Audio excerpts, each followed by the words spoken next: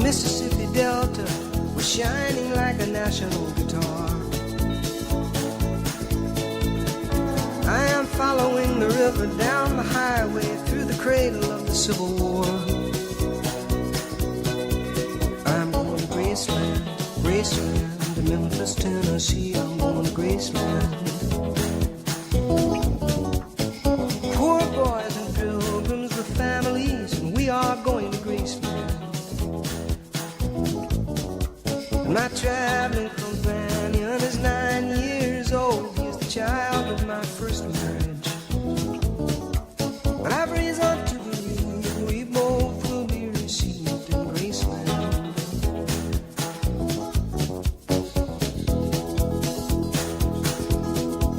She comes back to tell me she's gone,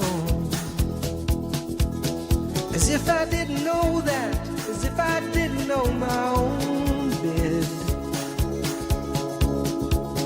as if I'd never noticed the way she brushed her hair from her forehead. And she said, losing love is like a window in your heart. Everybody sees you're blown apart. Everybody sees the wind blow. I'm going to Graceland, Memphis, Tennessee. I'm going to Graceland. Poor boys and pilgrims with families, and we are going to Graceland. And my traveling companions are ghosts and empty sockets. I'm looking at ghosts and empties. But I've reason to believe we all will be received in Graceland.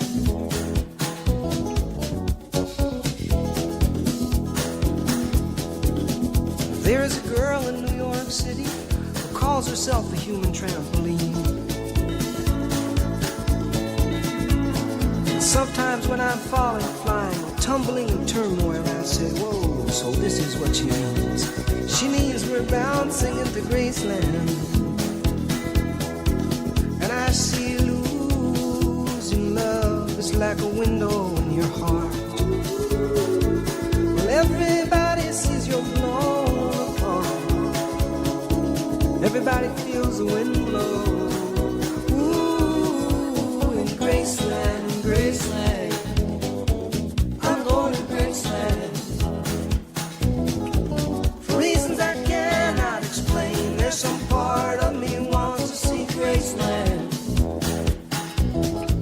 And I may be obliged to defend every love, every ending, or maybe there's no obligations now. Maybe I have a reason to believe we all will be received in Graceland.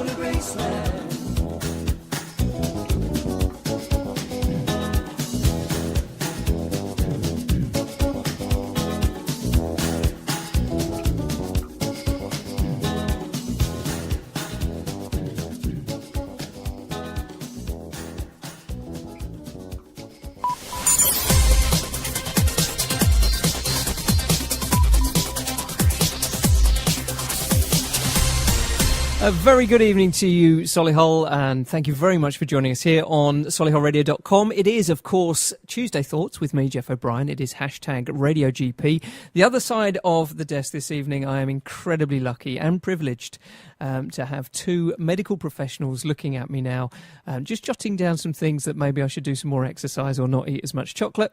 But of course, they are the fantastic Dr.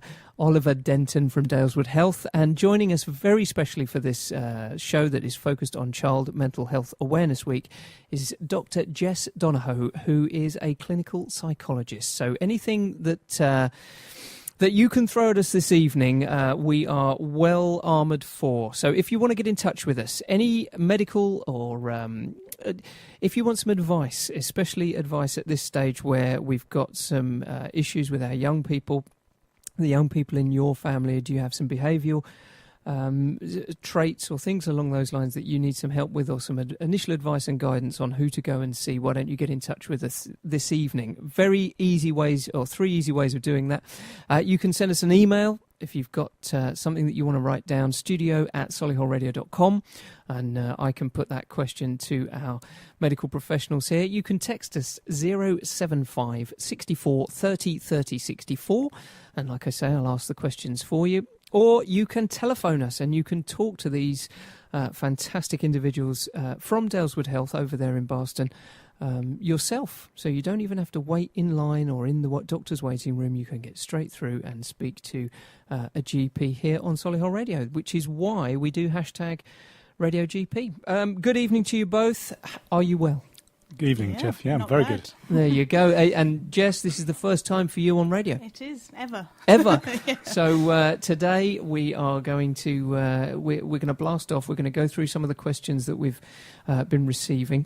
Okay. And there is a definite mixture between straight medical questions and questions probably directed towards you, Jess, if that's okay. First thing, somebody's had a verruca sliced or something along those lines. They've taken off, but they can still feel a lump. Is that something that they should be worried about? Is it all gone, or do they have to go back and have it done again?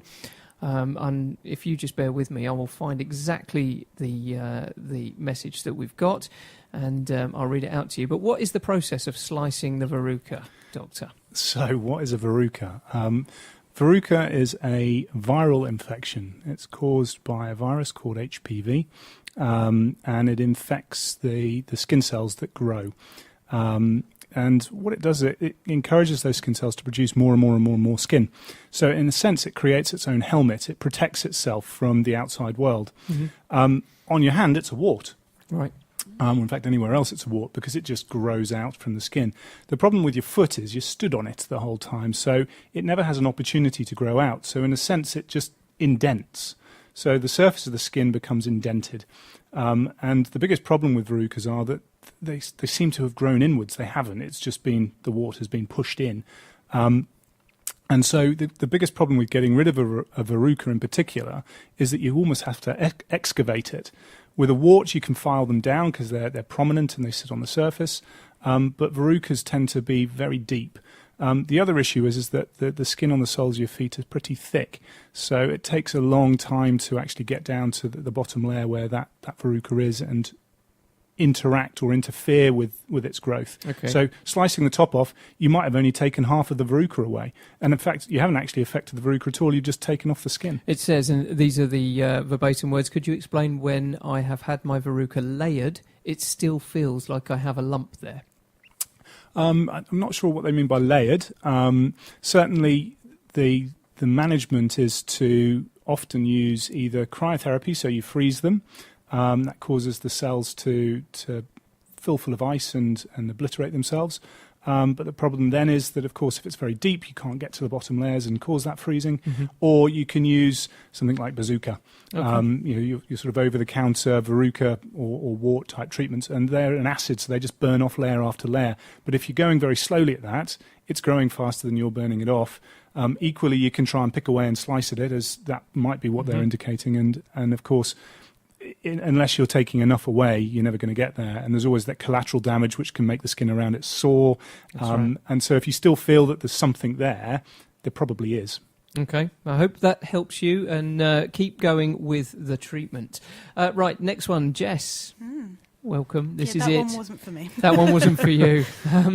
So the question that's come in is, my middle child is always seeking attention by being naughty and disruptive.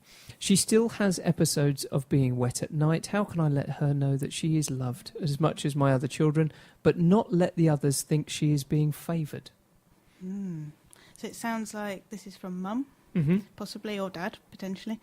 And they've already identified that maybe the bedwetting is to do with attention and sibling rivalry and that kind of thing.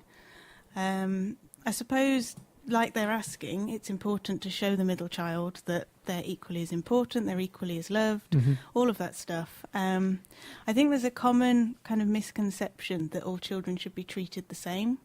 Obviously no favouritism, but to treat them uniquely rather than all the same is probably more important. Focusing on the child's strengths and interests, rather than just trying to provide the same care to all of them. Things like you could use a reward system for positive behaviour, but it's important to adapt it to the child. So again, making it unique, focusing on the kind of things that would motivate that particular person. And I think people get very paranoid about, oh, well, I've bought my other child a pair of trousers, for example, so I need to buy all of them a new pair of clothing. And actually that's not necessary. That's treating them all exactly the same. I suppose focus it on what children need, what the individual child needs, rather than trying to make everything fair all the time. Spending individual time with the child to show them that they're appreciated, that the person, the mum or the dad, has time for that child. But again, equally as a family, making sure that you've got time all together to kind of increase that cohesion and family bonding. It's all about positive reinforcement, isn't it? Yeah. It's having that feeling of positivity around the whole unit. Yeah. And maybe, why does bedwetting, for instance, manifest itself so much in the younger people like that? Why is that is it symptomatic of something else, or is it a case that their bladder just doesn't hold overnight, or is it hormonal, or how does it work? It can be physical or psychological. I think generally the advice is to not worry if it's under 5 years old, because there's still overnight bedwetting particularly, and it's not necessarily a syndrome, a difficulty at that age. Over 5 years, I think maybe Ollie knows a bit more about bladder control and hormones and the involvement of that. But it is quite often a secondary symptom of something going on, something psychological. It can be following trauma, some kind of event that's really upset the child. If there's a sudden trigger point, it's normally following something like that. Or it's an indication of underlying stress and anxiety. And it may be like this person, this caller's saying, it's kind of a need for that care and attention from parents. That obviously assumes that it's possibly a conscious decision to kind of wet themselves, to wet the bed. And a lot of the time it might be, and I suppose if it's not, then you're probably looking at something more physical. Ollie, is there a point in a little one's life where they release some sort of hormone at night that shuts the need to go to the lavatory, or is it something that you just learn as a skill as they grow? Or no, there definitely is a chemical reason why we don't pee at night. We shut down our kidneys and stop the filtration process at night, and so that's why we don't have to keep getting up and going throughout the night. And certainly one of the treatments for managing bedwetting when it becomes problematic is to use a medicine that helps shut down the kidneys and stops the production of urine. For adults, we know that if we've had a drink, if we've had alcohol, we end up going to the loo quite a lot. And that's because the alcohol stops that chemical working. So it sort of blocks the effect. So in adults, we're very familiar with that if you drink. We've had another message in. Thank you very much for getting in touch. And unfortunately, the autocorrect was slightly wrong. The verruca was lasered, not layered. Okay. So laser is just an ablative treatment. So as we all know, when we've watched Star Wars or anything, lasers can burn. It's a heat burn rather than anything else. The issue with any traumatic event, of course laser is traumatic, is that you can create some scar tissue. So if it's been lasered too much, then you'll have caused a burn to the skin and you'll have the scar tissue from the burn. If it's been lasered too little, then you'll still have some of the verruca left. And if it's been lasered just right, and there's no way of really knowing that because you can't measure how the layers at which the laser is going because, of course, it's destroying what it's coming up against. Then if you've got it just right, you got rid of the verruca. But it is certainly no more effective than any of the other treatments. For treating verrucas, your good old-fashioned cheap salicylic acid that you can buy over the counter for £3 is as effective as your cryotherapy, your laser therapy, burying a piece of bacon at the bottom of the garden, all of those things. Yeah, or everything. Right, if you've just joined us, it is Tuesday Thoughts. We have two medical professionals with us, and thank you very much for the questions that have been coming in. As we go through the show today, we'll try and get to as many of the questions that we've had in through emails and on our social media feeds. Thank you for getting involved in our social media feeds. If you want to speak to them, the number is very simple. It's 0121 I've said this number so many times now, you'd think I'd probably have got it by now. 0121 70 40 185. So 0121 70 40 185. And you can have a chat with our medical professionals. Do you want a medication question, Doctor?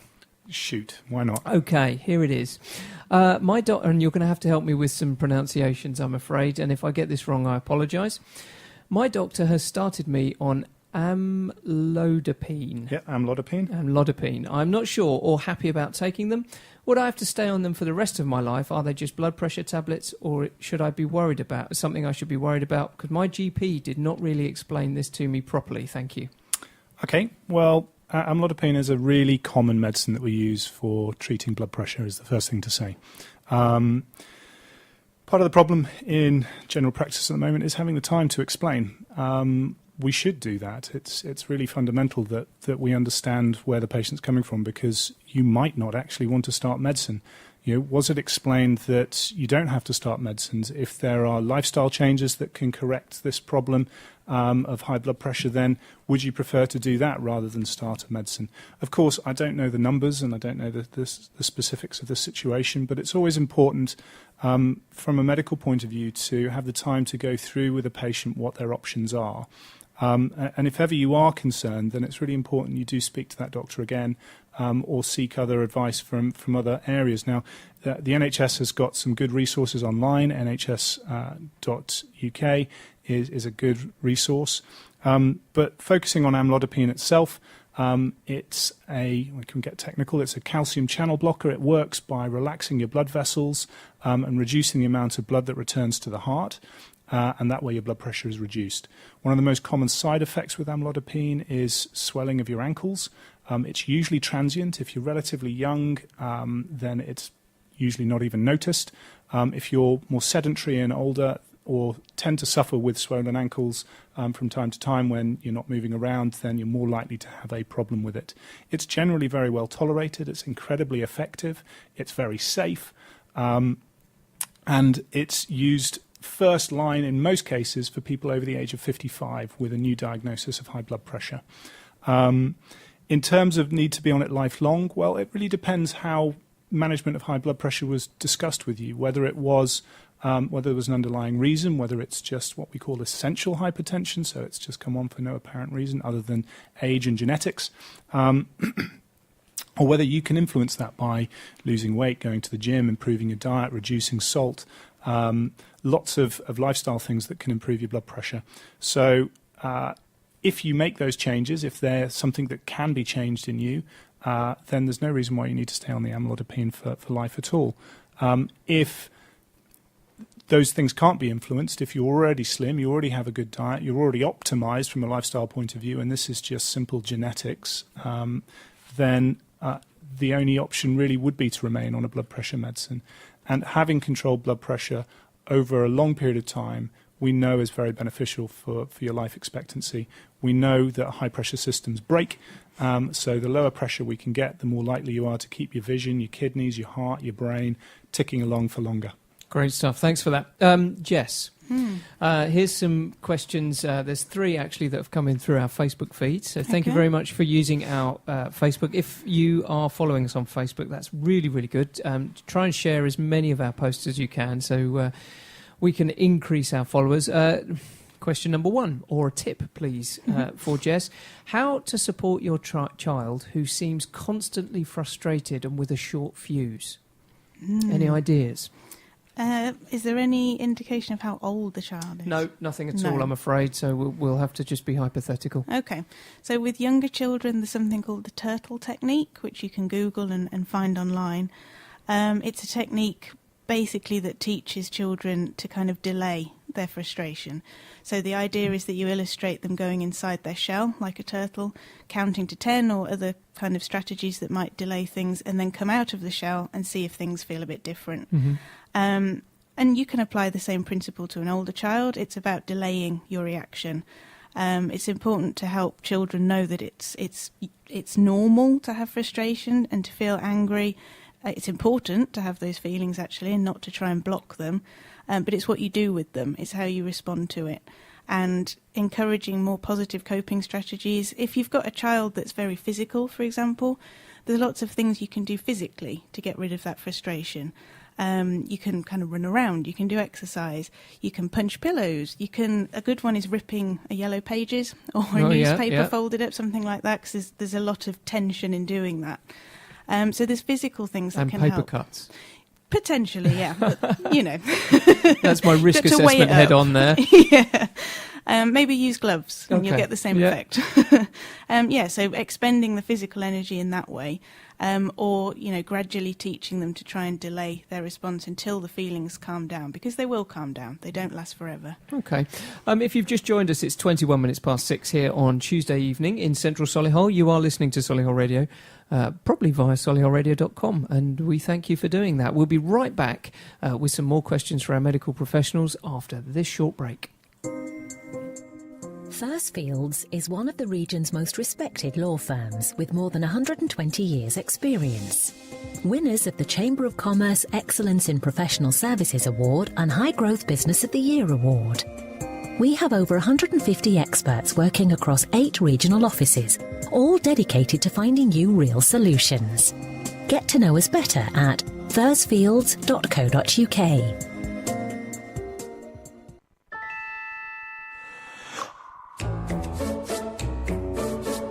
Solihullradio.com. Hi there, I'm Joan Smith and I'm passionate about helping businesses grow. I'm an impartial broker working with experts in all areas of business support. I can support your business through different areas, for example, grants, loans, apprenticeships or training or general business advice. Get in touch via gintro.co.uk.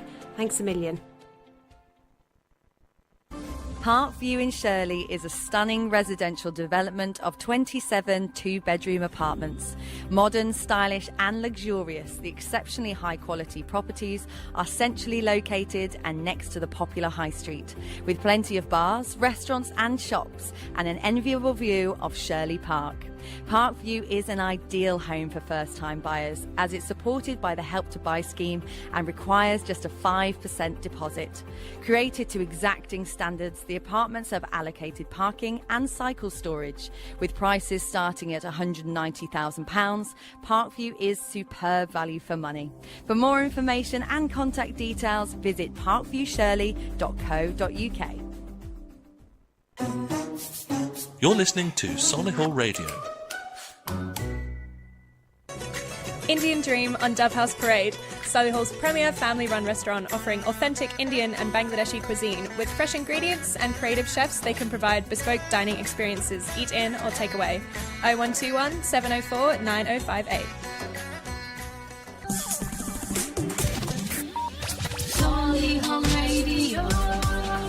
That's right, you are listening to Solihull Radio. My name is Jeff O'Brien. It is Tuesday Thoughts, 23 minutes past 6 now, here Tuesday evening in central Solihull, in our Touchwood studios, as it is Child Mental Health Awareness Week. So the focus is on helping our young people with their level of mental health. We have a clinical psychologist, Dr. Jess Donahoe, here, along with our normal radio GP, Dr. Oliver Denton, both practicing over there at Daleswood Health, just in Barston, the other side of the motorway there. So if you do want to find out some more, Ollie at daleswoodhealth.co.uk. Yep.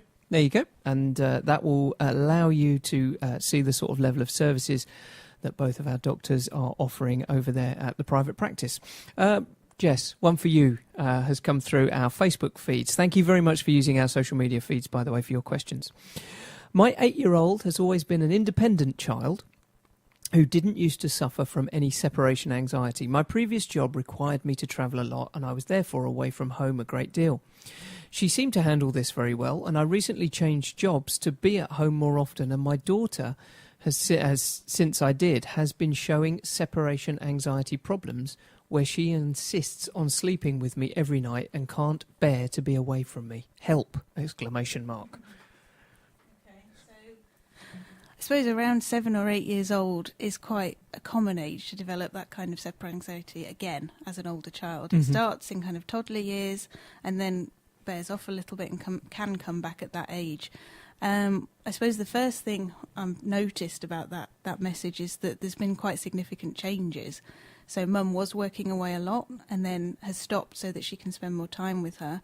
Any kind of change can result in kind of a change in the child's behaviour and some anxiety as a response to the change, whether it's a positive or negative change. I suppose it's going to be time, getting used to the new arrangement, and time to learn that actually this is the new system, mum's around more, and she can rely on that and she can trust that system. From mum's point of view, I think all she can do is be consistent.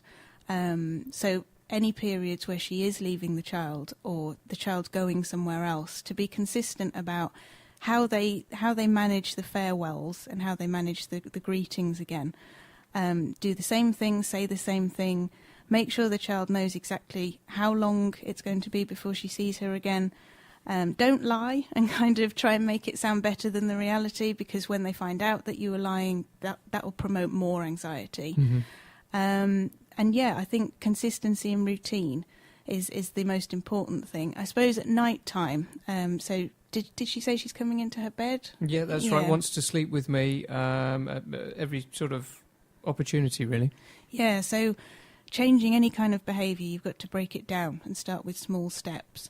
I don't know the details, how long she's staying in the bed and whether mum's taking her back or anything like that, but start where you are and look at how long she's coming into the bed for, how often she's waking up at night, and try and reduce it a little bit by little bit. Okay. Maybe using something like a sticker chart or some kind of positive reinforcement system, rather than just trying to go from coming into the bed at night to not coming into the bed That's at right. night. That's a massive leap, isn't it? Yeah. And especially if she's quite anxious about being apart from mum, being forced to not be with mum will make it worse, will make the anxiety worse. And one of the comments that you made there, and this resonates with me, it's say what you mean and mean what you say, isn't it? Don't sort of tell them a story to try and help them out thinking that it will. Yeah. Just tell them the truth. Yeah. And I think that's particularly common with like littler children. Sure. And you get the parent that kind of leaves the room when the child's not looking, thinking that there'll be less distress by doing that. And actually what happens is the child realises that they've gone unexpectedly, and so they're even more fearful and more kind of unsettled by it than if they'd have just said, I'm going now. Even if there's tears and a kind of meltdown because of it, that's better than kind of sneaking out. Sure. Okay, thanks for that. I hope it helps a little bit there. Thank you for getting in touch with us. Dr. Denton. Yes, sir. Now, this is a little bit like we were talking about earlier. 4-year-old. I think he is a son. Wets himself regularly. He won't stop what he's doing to get himself to the toilet. And more worryingly, his brain seems to tell him that he doesn't have enough time to get to the toilet. I seem to have more washing now than I had when I was potty training. Could it be a physical problem? There's always that possibility, yes. If he's kind of cycled, if you like, so he was getting good and it's suddenly gone backwards, then it's probably less likely to be a physical problem. The issue, certainly having got 3 kids myself, the youngest is now 6, but 4-year-olds are incredibly active. The world is there to be explored, and it's all about them getting really focused in what they're doing. And if they're paying a lot of attention to what they're doing, they do not want to stop doing it. And the normal signals that they would have appreciated or accepted as, oh, I need a wee, when they were a bit younger, when they were given lots of, encouragement to go, is sort of buried behind the activity that they're doing. So most of the time it is because they're so busy and so active. Things that you can try and do to intervene is to encourage them to try and go, remind them that, well, do you need a wee? Mm-hmm. Certainly even now, with a 6-year-old, I can usually tell, do you need the do loo you need now? to go now? Yeah, off you go. Because they're fidgeting in a certain way or doing something. But when they're distracted, even at 6, they can still have accidents. But certainly if they went through a good period and now it's changed, then it's possibly distraction and less likely to be physical, but you can never rule that out. And sometimes, particularly if they're having accidents and they're increasing in frequency or they're getting other symptoms, then it's worth exploring that. Well, I must say I'm absolutely inundated with messages currently. Thank you so much for being part of #RadioGP. It being Child Mental Health Awareness Week, and we're lucky enough to have Jess in the studio as well, a clinical psychologist giving her opinion and point of view on some of the things that are coming in. And I must say, Jess, the overriding issue is stress, anxiety, and how our young people now are having more and more to deal with. For instance, we've just had a message here, and it's almost like a discussion point for us as a round table. It's anxious children. How can we prepare them for the toughness of life? That's like ... discuss, isn't it? How are we, I'm not as old as Ollie, but when we were growing up, we didn't necessarily... Well, I definitely wasn't as focused on stress, anxiety and things along those lines, or maybe I wasn't switched on enough to recognise it at the time. So why are we seeing more and more people, especially in the Solihull area, why are we seeing more and more young people now needing to be referred to different service providers and given support at this level? I was out playing in a field and whatnot. Why is that happening now, Jess? What's happened? I think there's different factors. There's definitely an argument for there's more openness now about mental health problems, so people are more willing to talk about it and to share how they're feeling. You do a quick Google and there's hundreds of sites come up that promote kind of mental health discussion and tips and techniques and support available. So I think people are generally more happy to think and talk about it, which maybe means that things are being picked up that possibly weren't previously. I think clearly there's a bit of a stress on services at the moment, the lack of resources, and services are so stretched. They're not seeing everybody that they might have done previously. One of our callers that we have lined up for the second half of the show from about 7:30 onwards, that is one of the major factors that she wants to discuss with us tonight, is how to access these services that seem to be rejecting referrals. Yeah. Even GP referrals are being rejected by the service providers. Is that because there's no facility, there's no resource, or there's no financial resource, or, I think a lot of it comes down to finances, and the service that they can actually provide is less than it used to be. Even in terms of the number of clinicians in a team, it's less than it used to be, which means they're having to raise the thresholds for the referrals that they'll accept. So the people who, if you like, aren't bad enough, aren't able to access the service until they're bad enough. Okay, so there's obviously thresholds that need to be ticked off at different levels before you access this particular funded support or things like that. But Dr. Denton, are you seeing more people, more young people come to you with stress, anxiety, depression, or sort of a generalised anxiety disorder? Certainly over the last 10 years, massive increase. I think just to reflect on the issue of finance and funding, the one thing that always surprises me is how, we say that, the funding is the same as last year and it's the same as last year. And in fact, if you look at mental health funding, it has pretty much stayed the same in the Solihull area for several years now. I think off the top of my head, it's around about £3 million goes towards mental health services for children specifically. And that's been the same for the last 5 years. The one thing that hasn't been the same for the last 5 years is the activity. That's gone up significantly.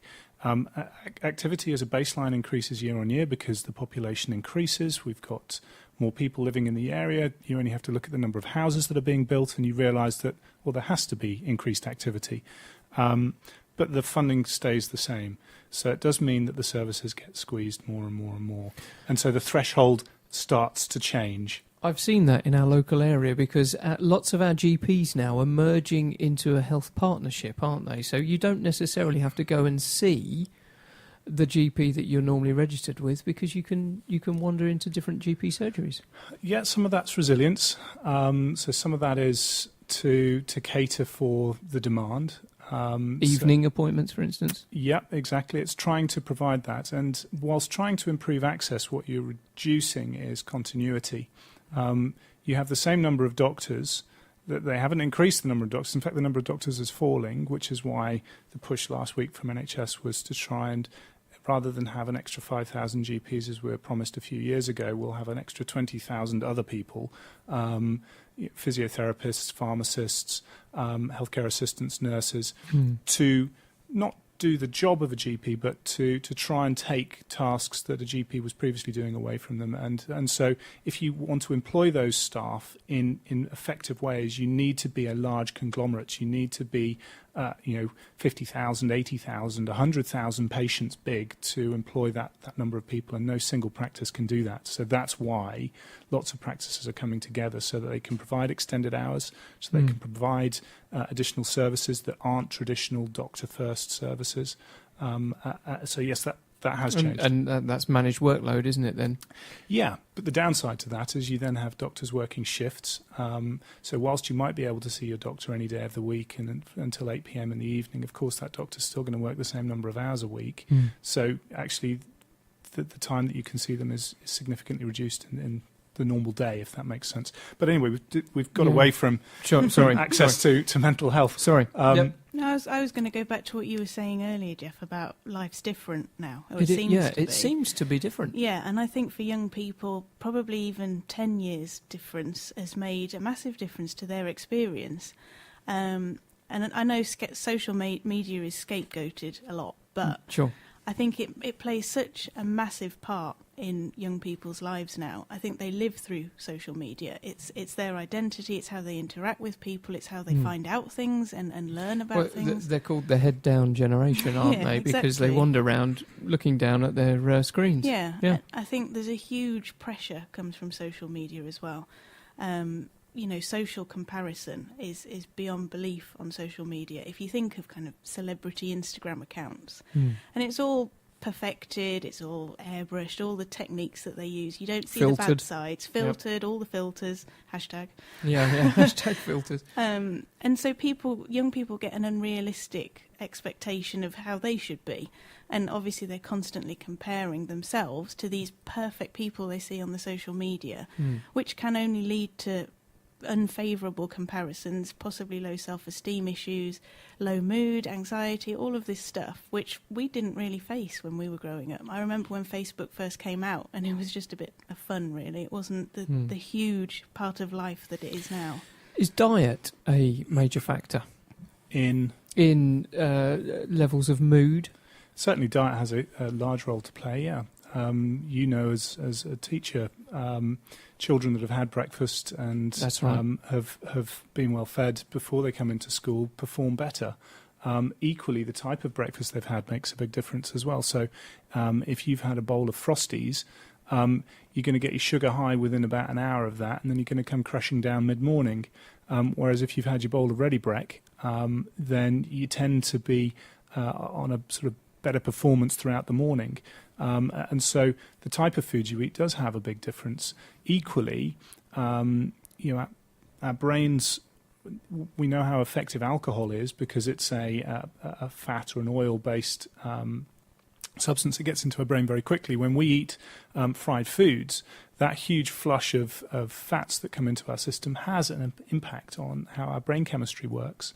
And so if you're eating really bad foods that are very high in fats, the wrong fats, we're not talking good fats, healthy fats. Wandering around having an avocado, that's okay. Absolutely fine, or a handful of nuts, no issue. But if you're just eating something that's come out the fryer, sure, then you're not going to be doing yourself much good at all. Right, thanks for that. It's 39 minutes past 6 here on Tuesday evening. We are obviously hashtag Radio GP with two amazing medical professionals in the studio this evening. We are inundated now with questions, both medical questions, Dr. Denton, and the sort of psychological side of managing, because it's Child Mental Health Awareness Week, managing children, or especially young people in our families and in our social groups. Right. A quick question for you, Doctor. Is that okay, Dr. Denton? Chicken pox. My two girls have it. My eldest isn't covered that badly, but my little one is absolutely covered, and I've never seen anything like it. We're doing 2 oat baths a day. You're going to have to help me with this one. Virasooth, Poxilin. Is there any other magic cure that will help her? She's so sad. She's not sleeping very well. She's scratching so much. I feel so bad for her. I just don't know if I was missing anything else to try. I have some aloe vera gel too, but not sure when to start using that. Okay, chicken pox is really variable in children. All three of mine have had chicken pox. The first one, barely a spot. The second one, your average amount. And my youngest was decimated. It genuinely looks like she's been shot by a shotgun in the summer now because she's got so many spots all over her. Right. So it's completely variable. How do you manage it? Well, first thing, absolutely don't use ibuprofen is the first thing to say. Absolutely avoid ibuprofen like the plague. If your child is unwell, got a temperature, feeling miserable, headachy, all the normal symptoms with chickenpox, then just use paracetamol as a medicine. In terms of managing the itch, antihistamines can be used. Your traditional antihistamine, something like Piriton, so the children's Piriton is a traditional antihistamine, so it's sedating, and that helps reduce itch a little. It doesn't work in everyone, but it can help a little. And then you are onto the sort of soothing topical treatments. Anything cool on the skin is always very helpful. When As had it, we used Poxclin. It's one of the many different types of brands that advertise that they're amazing and wonderful and better than anything else. Mm-hmm. We use that to some benefit, but it's a case study of one. So I don't know used it. Yeah, I don't know what the evidence behind that is. Personally, we stayed away from the calamine lotions. Traditionally, perhaps sort of 10 years ago, I might suggest that calamine was the thing to use. As a practical parent, it's really messy, and I couldn't really see that there was any benefit from using it. But it's one of the many things that can soothe the skin. So yes, you can use calamine cream, which isn't quite so messy. There are lots of different brands, because whenever you've got a condition that you can't really treat very well, there are lots of alternatives, and you can try them all, but usually it's transient. It's a pretty miserable week. The thing to look out for, though, is those spots getting infected, and they can, and that's when they're more likely to scar. Is that from the bacteria in your fingernail sort of thing when you're scratching? Is that how they become infected? Yeah, you've got a break in your skin from the blister, and any blister or any break in your skin can become infected from any bugs that are normally in the environment anyway. So yes, you are at risk, and certainly if you've got 1, 2, 3, maybe several spots that are starting to become really red, really sore, and the surrounding skin is getting very sore. So if you put a 1p piece over that spot and there's redness beyond that 1p piece, it's probably infected. Okay. So no magic sort of wand, but it's just a case of... I wish. Antihistamines, topical creams, so any moisturisers will also help soothe as well, but something cool. As I said, we use Poxclin, but that's just one of many brands that are now available. Okay. Lindsay in Bedford. I keep getting headaches. Could it be the fluorescent lighting that are causing this, and what can I do to help myself? There was once, I've never really read into it too much, a notion that fluorescent lighting might contribute to headaches or even sometimes epilepsy. Fluorescent lights work by essentially emitting photons which hit a phosphorescent substance, which is why you get that powder when you smash one, and it's that glows. So actually it gives a fairly steady light. It doesn't flicker too much. as long as the bulb is relatively fresh and working all right. LED lights, you might notice, particularly if they're on a dimmer, tend to flicker more. Yes, I've noticed that. And so you might have more of a problem with LED lights. The colour temperature, which is sometimes an issue as well, is usually pretty good. Fluorescent tubes deliver quite a white light, which is good for keeping you fairly stimulated and alert. I wouldn't say it necessarily is. It's far more likely to be environment that's perhaps causing headaches. One of the most common type of headaches we see are stress or tension type headaches. Another one, if it's in your working environment, could be a cervicogenic headache, so that's from neck strain. So always worth checking if you are desk-based, your ergonomics, making sure your computer screen's at the right height and everything else is in a good position so you're not straining your neck. Also, well worth seeing the opticians as well, making sure that you don't have a problem with your eyes if you're working particularly close at work, usually within 1 metre when you're in front of a screen or on a desk. You might have problems with your vision and therefore developing eye strain, which is contributing to that. So there are lots of different reasons why it's much less likely, particularly in a modern workplace, to have any issues with lighting, because all lights now have to comply to specific regulations. Okay. And unless it's obviously flickering, in which case it needs changing, then That's right. unlikely. Hope that helps, Lindsay, and thank you for messaging in. We appreciate that. Right, we're going to take a tiny break just to have a bit of a regroup here in the studio. We're going to play some Maroon 5, here's Sunday Morning, and then we'll be right back with some more questions for Jess. And keep them coming in, by the way, 075 64 30 30 64, studio at solihullradio.com, or 0121 70 40 185. We'll be right back after this.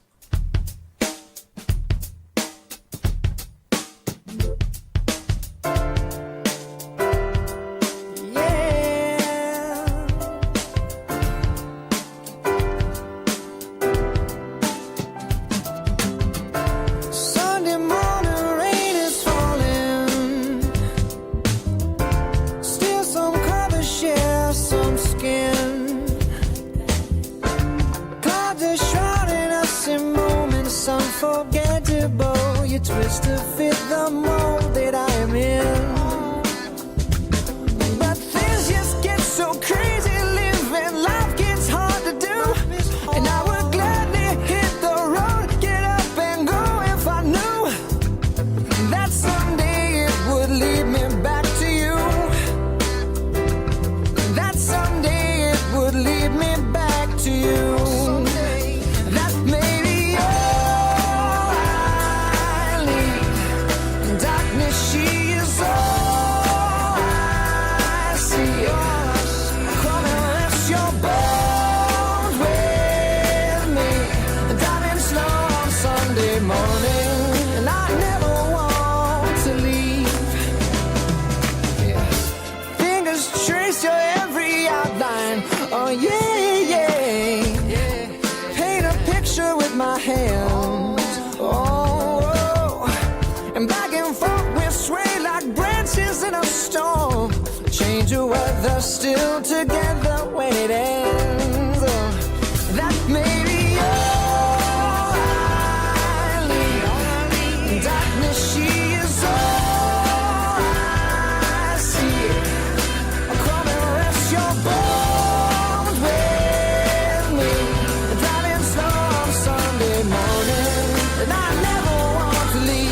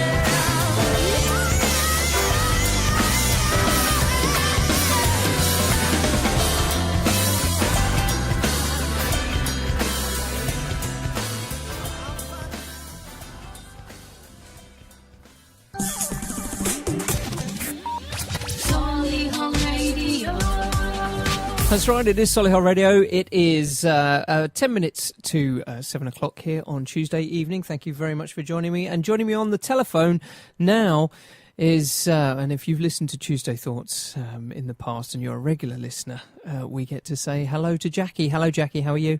Hello, I'm fine, thank you. Excellent stuff. Have you had a lovely day today? Because when I spoke to you a little bit earlier, you know, I was saying, are you going to join us on the show this evening?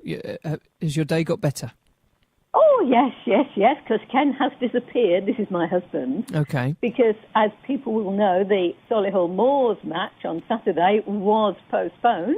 Okay. And he's gone off on the bus with all the supporters to Hemel Hempstead to the match. Excellent. So, what time does that kick off? Oh, I don't know. Evening time. I'll have a look online and see how we're doing. Oh, he usually logs in. I just ignore it. Okay. But he did take me out for lunch. Oh, excellent stuff. And I know you've got the doctors on there. Yeah. And obesity is a big thing. Well, when you're in a carvery and you see the size of the plates and how people pile it up. That's right. Ollie, what are your thoughts? Carvery? I love it. Yeah, exactly. Well, I like a carvery, but my thing is plate size. Yes. Sizes of plates have increased in size. Yeah, absolutely. I've noticed that. Although, depending now, you can get two different sizes of plates depending on how much money you want to spend. Yes, but I'm talking about in general, even in plates you buy in the shop. Mm. Okay. I like retro plates, vintage stuff. Yeah. And they're all 10 inches. Yeah. Now they're about 11, 12 inches for a dinner plate. Outrageous. I think, yes, doesn't help, because you like to fill your plate, don't you, when you're dishing out. That's right. So, all in all, what else has been going on with you, Jackie? What else? Well, back to the car parking charges. Well, I've heard that Knoll is completely deserted. It's deserted. There is a petition now. Councillor Ribeiro has got a petition up, 2,000 signatures. Right. And I've noticed they're now reviewing car park charges in Shirley and increasing them. Yes, we've had some info into the station about that. I know, it's terrible. Mm-hmm. And then the High Street, we've now lost another... it's actually a takeaway. The Jade Palace is closed. Yeah. That's another one. Oh, crumbs. So it's all changing, isn't it? Yeah. Early into 2019 already, 8-9 weeks in, and this is where we are. I know. Oh, I know. Crikey. What's your plan? What's your plans for the rest of the week? The rest of the week? Playing, basically. Oh. Messing about with stuff. Messing about. Are you in Crunch tomorrow? I'm not in Crunch. I've got an exciting time at the hospital tomorrow. Oh, of course. Yes, I've got rheumatoid arthritis, so it's Yeah. I go a couple of times a year just to make sure I'm still moving, which I am. Thank you for the drugs. No problems. Well, yeah. I'm now, glad. to keep kids moving, Yes. Knoll Tigers under 10s are looking for players. Right. And so that's year 5. Year 5. So if you want to get your kids out there and moving, ready for next season, get them signed up. Well, and if you want to know how to sort of get information on that, if you just go onto the internet and just the Knoll FC website, they're called the Robins, but if you Knoll FC website and just go into the club secretary, and they'll give you information. Excellent stuff. All right. Well, yeah. Without you, my Tuesday nights would fall a little flatter. I'm so glad I get to talk to you at least once a week. Oh. It's really good to hear from you. And can I play you a quick track just before we get back into hashtag Radio GP? Because for the I'm absolutely inundated with questions. I know, great, marvellous. Yeah. People are actually really getting down and in with the show. It's only taken a year, but we're now doing it. Now, can you play me this guy? He's called Jack Savaretti. He's a bit of a Poldark lookalike. Yeah, I know Jack Savaretti. Yes. Now, he's got a song, Candlelight. Now, do you, like me, when you listen to it, think James Bond retro theme tune? I'm going to play it for the first time. Oh, right, and see what people think. See what people think. This is Jack Savaretti. It's a track called Candlelight. Yeah. And this is for you, Jackie and Noel, and I hope you do okay tomorrow at the hospital. Oh, I'm sure. All right, and Okay. hopefully we'll catch up soon for our coffee. Yeah, great. Take it Okay, easy, Jackie. bye. Bye.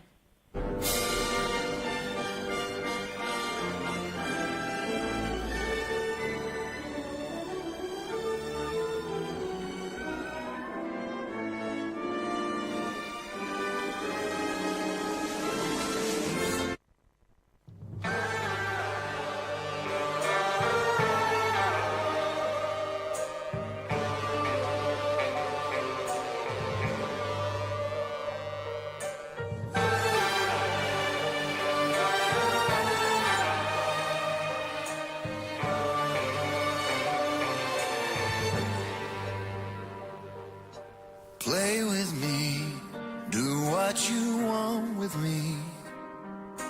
You won't see me putting up a fight. Look at me, look what you've done to me. Never let me go after tonight. This feeling that I feel, I don't wanna hide. Candlelight is how I like to see you say my name in the darkness. It's not the same. So come and kiss me before the sun goes down. 'Cause in the darkness, it's not the same, it's not the same.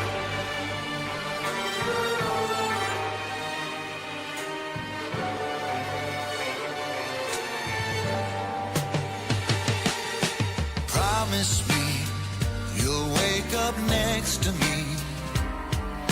A lifetime, forever and a day.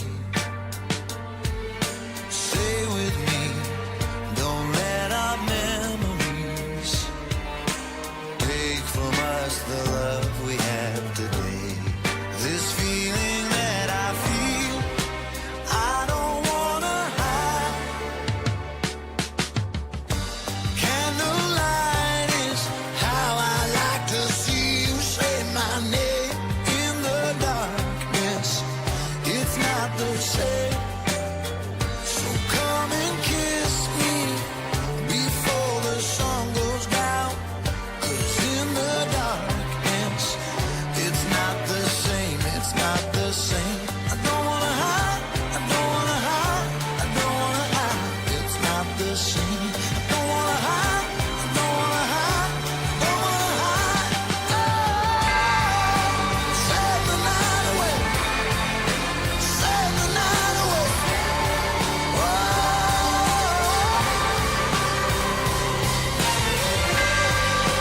save the night away, save the night away.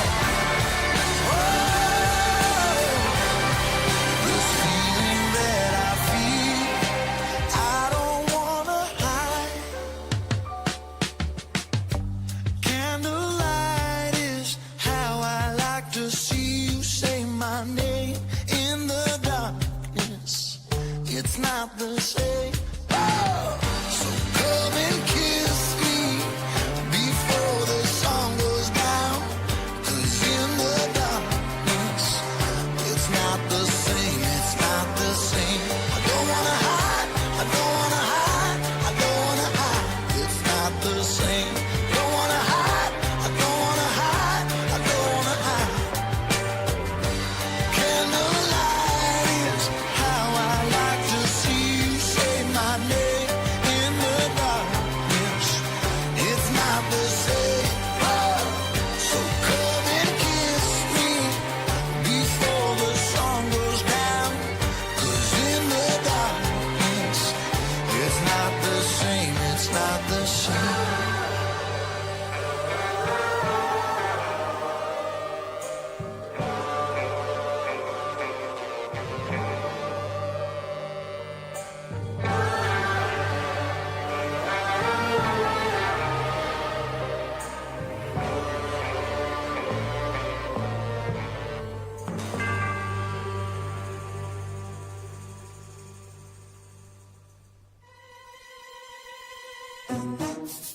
You're listening to Solihull Radio.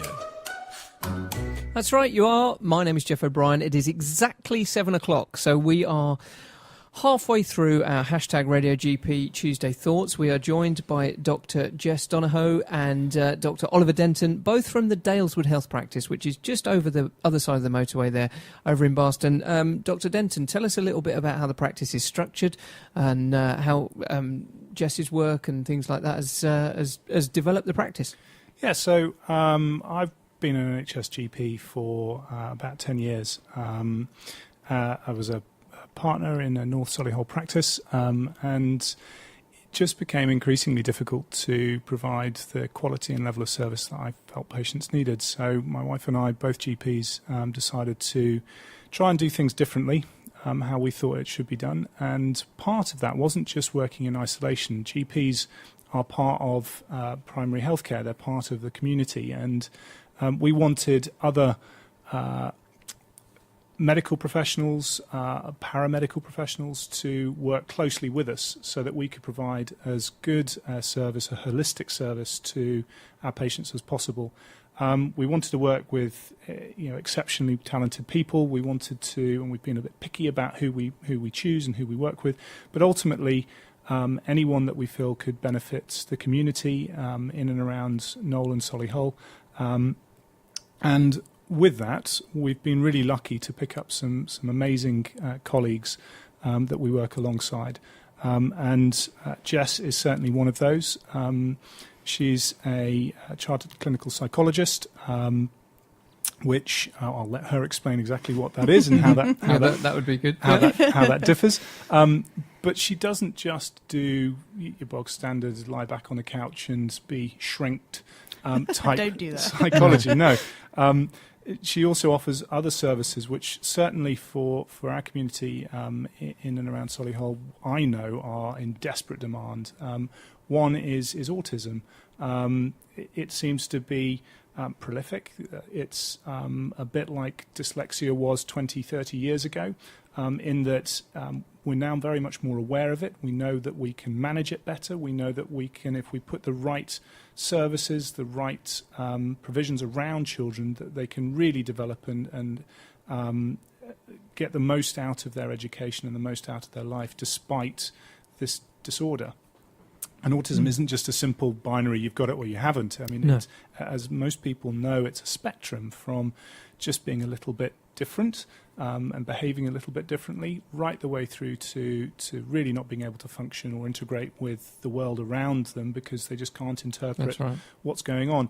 And Jess, we're very lucky to have Jess, who's set up an autism assessment service, and that's just not a one-man band. It requires an entire team because autism is so complicated, so individual, that you need lots of different professionals to contribute to that diagnosis and contribute to the ongoing management of that individual. And that's really what Jess has set up, fortunately out of Daleswood Health, but that's what she's brought for us. Brilliant. And are you enjoying your practice at Daleswood Health now? Yeah, it's a lovely environment to be in, lovely people to work with. There you go. Excellent. I'm holding up the cards as we speak of all the sentences that we have to get in. No, it's really lovely to have you here at the station. You're now a friend of the station, which means you're invited back at the drop of a hat. Wonderful. And you're allowed in. Can I just... And forgive me, I don't mean this to sound horrid in any way, but autism, if we looked at autism now and we looked at autism, for autistic adults, let's say, the number of autistic adults is definitely less than the number of autistic children or young people as they're coming through. So what has happened? It can't just be a diagnosis issue because we'd still have the same amount of autistic adults, wouldn't we? Moving forward, as we would have autistic young people. So why are we seeing more young people on the spectrum now, not necessarily from just a diagnosis point of view? So what's happened? Why are our brains becoming wired differently now? I'm not sure they are. I'm not sure our brains are changing. I think it's a similar argument to the mental health issues. So we are getting better at noticing the differences and assessing them and calling it autism. I think it's been picked up earlier and better. And actually, autistic adults, they get better as they get older at covering up the difference, at masking their difficulties. That's one of my points. My points are that I suspect, and this is a generalisation, everyone is on the spectrum. But in some way, everyone is on the spectrum, but we have generated coping strategies to either mask or develop the elements of us on that particular spectrum as we go through, which is why we see adults that are excellent programmers or excellent analysts or statisticians or people like that who are in that particular way on the spectrum, and they are focused on detail. Yeah. So what we're seeing now in the workplace is we're seeing completer finishers, we're seeing dreamers and ideas people, which is effectively the different way autistic people think. Yeah. So we should be celebrating and grabbing those skills from autistic young people and saying, develop that, because that's where you shine. Yeah, and each person with a diagnosis has a different strengths and needs profile. So they might be particularly good in one area and particularly struggle in another. But it's about pulling out the positives, what they can do really well, and making that a strength. Like what you're saying, people in certain positions have real strengths in that kind of way of thinking and focus on detail and that kind of thing. That's right. But helping them, normally with the social side of things, Sure. integrate into society a bit more easily. But what we tell people, what we tell clients is that, yes, you either have a diagnosis or you don't, so it's binary in that way, but actually the whole thing is a spectrum. And I think that the diagnostic criteria has changed recently, fairly recently in the last few years. And actually you're just given a diagnosis now of an autism spectrum condition, whereas it used to be Asperger's or various other types of autism. Yeah, ASD. Yeah, and it's not referred to that anymore because they're kind of recognising that it is so unique to each person with a diagnosis, that the profile is so different. It's not something that it puts you in a camp or it doesn't. That there's all kinds of things in between. Sure. And focusing on people's strengths and helping them with their difficulties, regardless of whether they have a diagnosis or not. Sure. And where they are on the spectrum. Yeah, I think you're quite right, Jeff.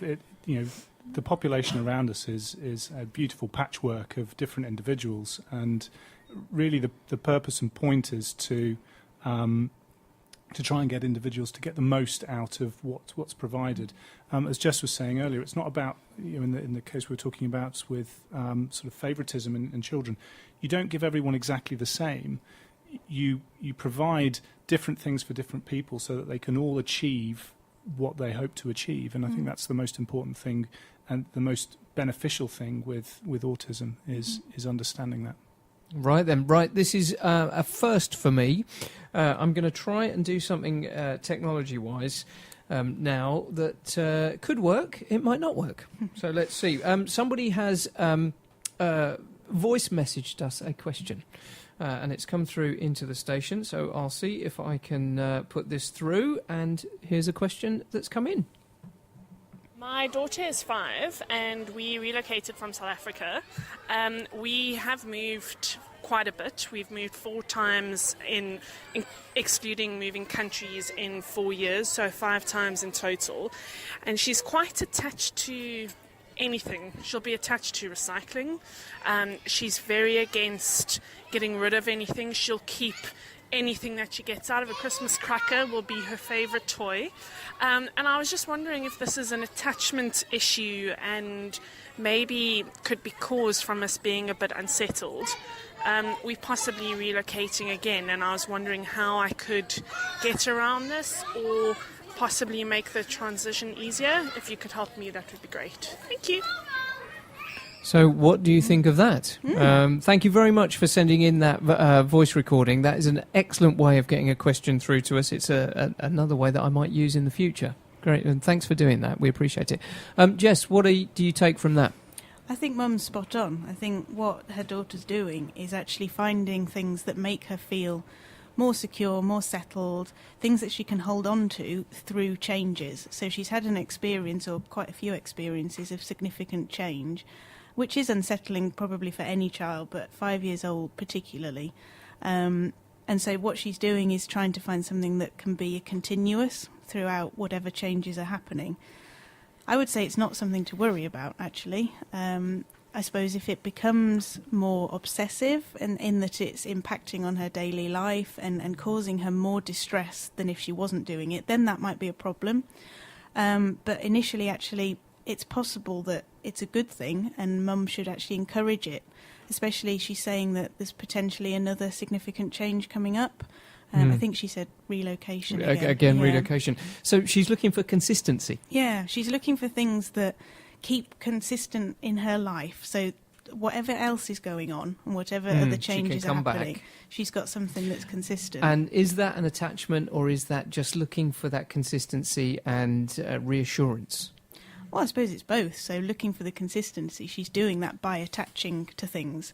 And actually, it's an intervention that we use with young people. So when they start school, for example, we will quite often recommend that they have some kind of security item, something that reminds them of home, as a consistent thing to have when they're going through this change. So it's a natural thing that she's doing. And it's probably a good thing. It's a positive thing. It's helping her feel more settled despite what's going on around her. Sure. So if there is another relocation coming up, just let it happen and develop with it. I think as long as it's not impacting too negatively, it sounds like Mum's just questioning what's behind it and does she need to worry. And from what she said, I don't think she needs to worry about it. Okay. Right. A child of 8 is very oral dependent. Everything goes into her mouth. She chews clothes, teddies, and always has something in her mouth. How can I help her in a way that doesn't bring attention to her because she gets teased very badly about it? What do you think about that, Jess? There's all sorts of things you can buy now, actually. Kind of occupational therapy tools. They're traditionally used. And they're normally for children with kind of sensory differences and chew and they get a lot of sensory feedback through that, don't they? And there's things you can buy that are quite subtle and discreet. I know off the top of my head, I know there's certain necklaces and things like that children can kind of bite on. I suppose it depends if she's already been noticed in school to be doing that and being teased about it, then maybe nothing would be subtle enough. Sure. And perhaps then it's about communicating with school and trying to get them to facilitate it a bit better without the teasing, or maybe even speaking to the other children about it and why she has a particular need to do that. Some people are sensitive to light, some people are sensitive to noises, some people need more sensory feedback than others, and it sounds like she's somebody who likes I think they call it proprioception, I think. Yeah. It's like feedback, basically. Yeah, sensory feedback. Yeah, in her mouth particularly. And there are things that she can look for online for that. Okay. Right, let's go and try a question that's more medical related, if that's okay. He's just getting back into his sitting down position. My elderly mother has been told that she has BCC. She is now telling everyone that she has cancer. Is this something which can be dealt with? She's 83 and she's not in the best of health. Thank you. BCC stands for basal cell carcinoma. It is a type of skin cancer, but fortunately it's a really good, if you can say such a word, type of cancer. It spreads locally, it doesn't metastasize, which is the thing we always worry about with cancers, and they're quite slow growing. Another name for them is something called a rodent ulcer. If you leave them alone and you do nothing, then they can become really problematic because they just keep growing and will slowly invade into whatever is around them. But as long as they stay on the skin, then they're quite easy to remove. Sometimes you don't actually even have to have surgery. You can just use a cream on them if they're really thin and close to the surface to essentially burn them away. Right. Sometimes they can be more complicated, a bit more, if they've been there for a long time, a bit more invasive. But yes, it is a type of skin cancer. The good news is it's really treatable. You might be surprised sometimes when you hear, oh gosh, they've got a skin cancer. Why isn't the NHS doing anything about this? And they might be left to wait several months. There's very little harm in that. Of course, it's always better to try and treat it as soon as possible, but the change over maybe 2 or 3 months is not significant. And so most of the time, the dermatology departments are happy to wait for those whilst they're dealing with the more serious type of skin cancers. Okay, thanks a lot for that. I hope that helps. So get that information back to her. She's 83 and not in the best of health anyway, so that's another issue to be concerned about. Right, text has just come in. Question for a psychologist. Any advice or suggestions for a very anxious school avoidant child, Jess? Mm-hmm. He's 6 years old. He's autistic. He's got an EHCP. EHCP? Education and Healthcare Plan. Okay. With a full-time one-to-one. We're really struggling to get him into school, and he's unhappy and he's anxious very often. So any ideas on a school refuser, effectively, isn't it? I suppose you'd need to know what is causing the distress when he's in school. It could be all different kinds of things. He has an autism diagnosis, which has potential implications for what could be going on. It could be to do with the noise, the amount of other children, sensory stimulation, the interaction, the expectations of him. There's a whole variety of things that could be causing the stress. The fact that he has an EHCP means that there are professionals involved, so hopefully they're identifying some of these triggers. I would say start small again. So maybe start from getting him into the car in the mornings, or even out of the front door, depending on how badly it's going, and just build it up from there. Use lots of praise, lots of positive reinforcement. It doesn't matter if he doesn't get to school initially. It's all about getting to that first step. And then when he's done that a few times, move on to the next step, which might even just be walking down the drive to the car. You might have to start really small. But use some kind of definitely praise and possibly rewards for each step that he follows. And I suppose it sounds like they've already got all professionals communicating, but to make sure that school's aware of what's going on and they have more insight possibly about what the problems are at day school. To day. Yeah, so to communicate with school staff, make sure that they have an input into the EHCP as well. In the annual review? Yeah, to make sure that they're the ones that are seeing him, or maybe not seeing him at the moment, but have been seeing him in school. Sure. So they know really what's going on, and make sure there's that communication across everybody. Okay. Right, the next one is come in via our Facebook feed, and Sarah. This is from Sarah. And Sarah, thank you so much for getting in touch. We have read through this a few times today, and I hope we can give you some pointers. I really do. Here it is, Jess and Ollie. Hi, please help me, as I am at my wit's end with my 9-year-old daughter's behaviour. She doesn't see her biological father, as he doesn't want anything to do with her. I have moved on, I've got married, I've had a baby, and my daughter will not accept her stepfather. She won't talk to him, she hits him, and she also tells me she will continue with the bad behaviour to punish me.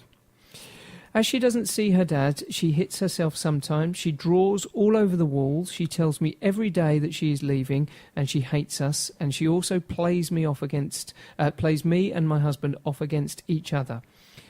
I'm in tears now on a daily basis, as I don't know what to do anymore, and she's getting worse. She comes in from school and will close her curtains and sit in her room all night, even when asked to join the family. I've wondered if she has depression or she's just got a lot of bottled up anger. No form of punishment works.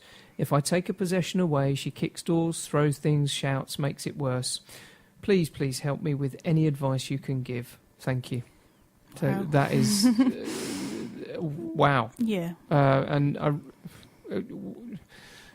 I cue you, Jess, I'm afraid. What are your thoughts? I suppose the first thing I would think is Dad's not wanting contact with the little girl. And at her age, it's how she interprets that. She's 9, isn't she? Yeah. So it's not necessarily what happens to us that causes the problem, it's how we interpret it. So Dad may very well have good reasons for not being part of the family. We don't know any of that. But for her, she may be interpreting it as being rejected, not loved, not wanted, all of those really negative things, which will have an impact on the way she sees herself. And now Mum's saying she's kind of moved on, she's got this new family, she's clearly happier now. And I wonder if Mum is mostly upset because actually her daughter's not becoming part of this family. She's separating herself, and that possibly, maybe that reflects how the daughter feels. So she's actually feeling separated. She's feeling different, and not part of what mum's part of now.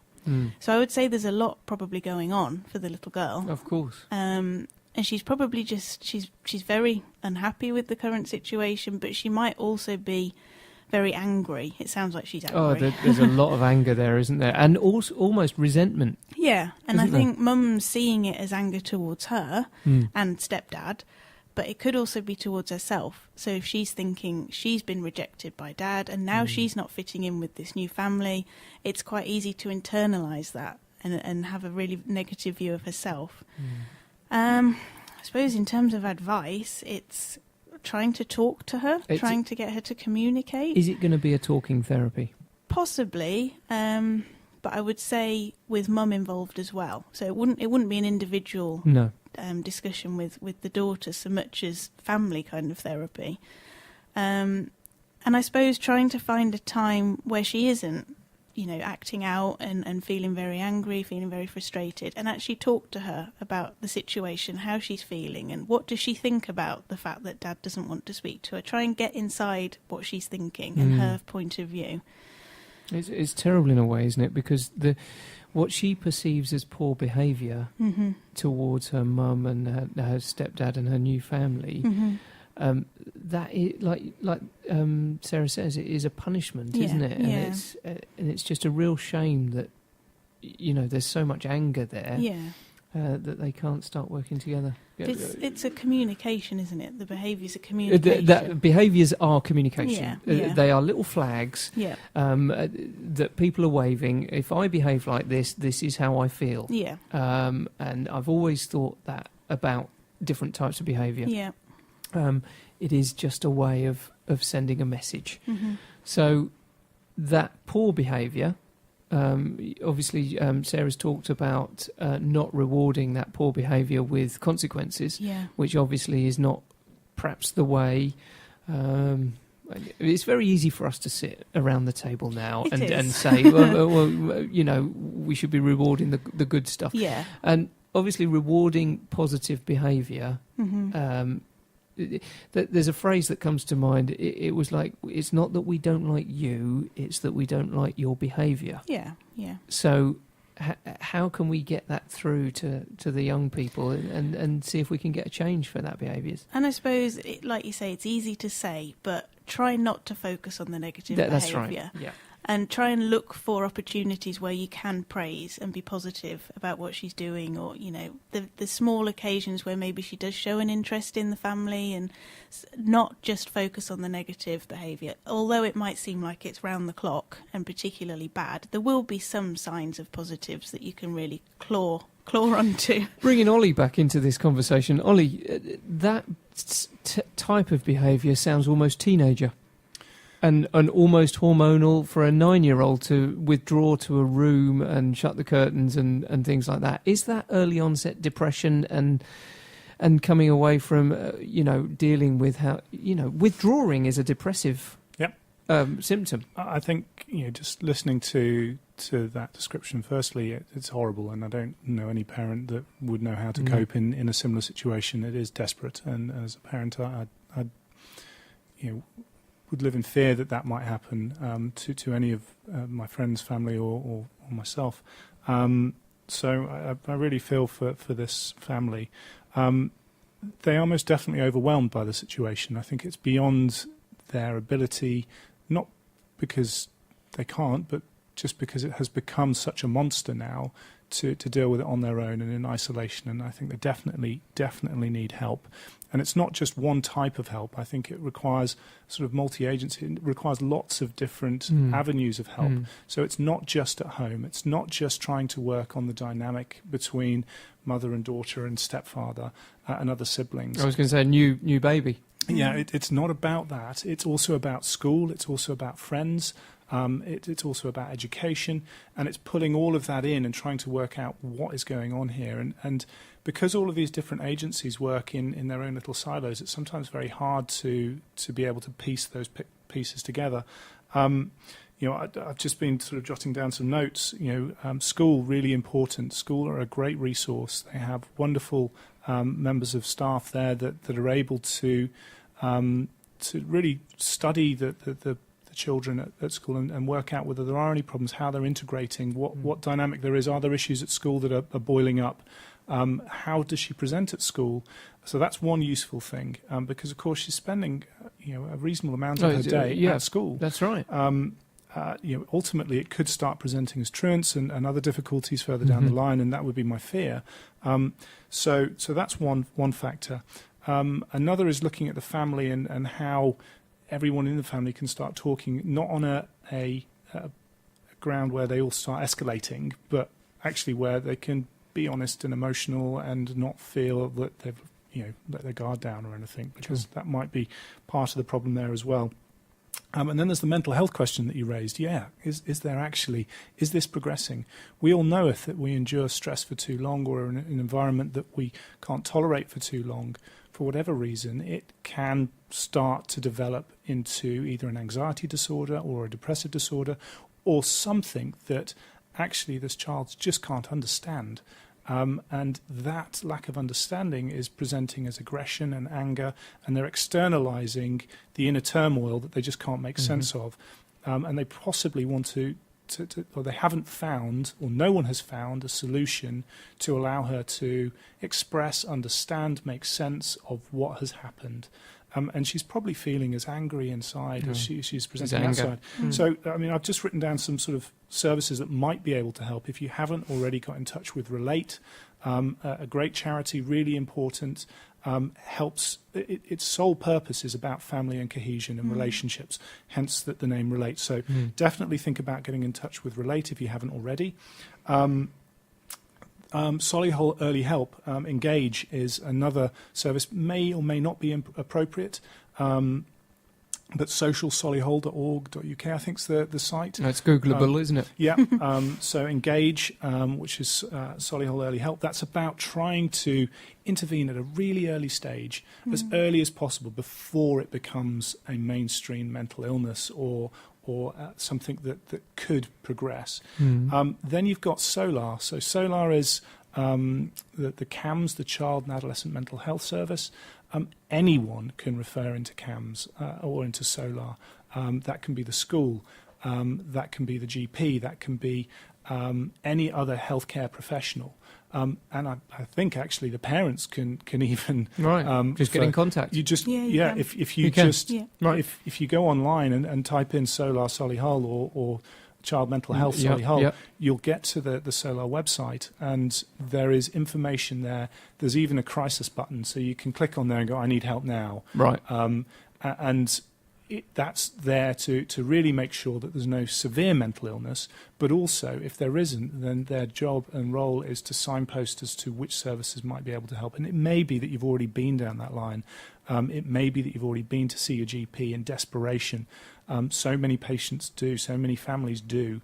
And it's important to know all of these different resources that you have available. Okay. So absolutely, lots of different people that need to help you, that should be helping you and that can help you. You're definitely not alone. It is a desperate and horrible situation where you'll be beating yourself up and thinking, what on earth have I done wrong? That's right, of course. We've not thought about mum's mental health, have we? Yeah, so or the family. I was going to come back to that. I think in situations like this, what we come across is that the parents, or mum in this case, is potentially, she's feeling actually a bit of grief and a loss for what she thought she was going to have, because she said in her message, she's moved on, she's got a new husband, new child, and she will have an idea of what her new life was going to be like with her daughter as part of it. And I think the fact that she's getting so upset, and she's obviously very distressed by the situation, it is distressing, but I wonder if she's kind of comparing with what she really wants it to be like. A perception. Yeah, and it might, I know it's not particularly helpful to say this, but it might be more about trying to adjust her expectations in the short term and trying to think about the different steps to getting where she wants to be. Because I suppose continuing down that line, does actually separate the daughter and almost makes her look like she's kind of getting in the way of what mum wants it to be like. Okay. Listen, Sarah, I really hope that our discussion over the last few minutes has given you a little bit of light just to focus on. And thank you so much for getting in touch with us via our social medias. And fingers crossed. One last point on that, Ollie, actually, I'd like to come back to when you were saying that you were talking about all the multi-agency support. Another thing is recreation, isn't it? For a 9-year-old girl, is she out there socialising and doing sport and exercise and things, or is she withdrawing completely, from everything? And why isn't that being signposted by other people that she's interacting with? Yeah, you'd hope that that's being picked up by school. You'd hope that that's being picked up by everyone that's interacting. Yeah. Okay. Listen, I'm going to play a very quick song, and there's no other reason for playing this very quick song other than I'm going to line up our next guest on the telephone, and it gives me a little bit of time just to get everything sorted out. Becky is going to be joining us for her question, and we'll be right back after this.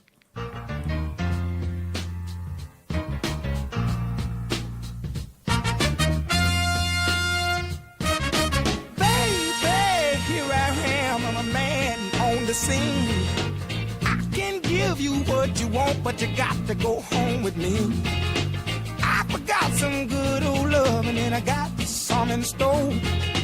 When I get through throwing it on you, you got to come back for more. Boys and things will come by the dozen, but that ain't nothing but drugstore loving. Pretty little thing, let me light your count, cause mama, I'm sure hard to hell and I yes around.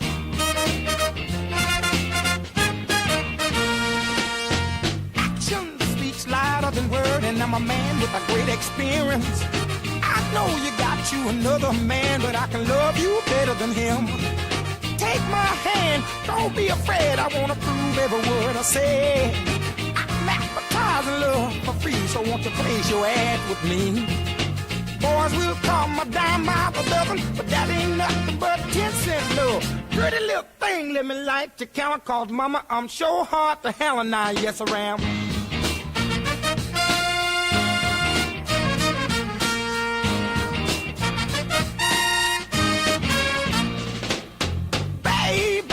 Here I am, I'm a man on the scene. I can give you what you want, just come go home with me. I got some good old loving and I got better in store. When I get through throwing it on you, you got to come back for more. Boys will come a dime by the dozen, but that ain't nothing but drugstore love.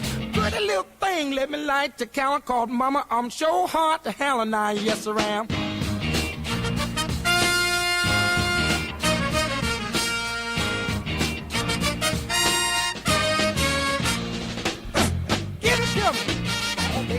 I got to have it.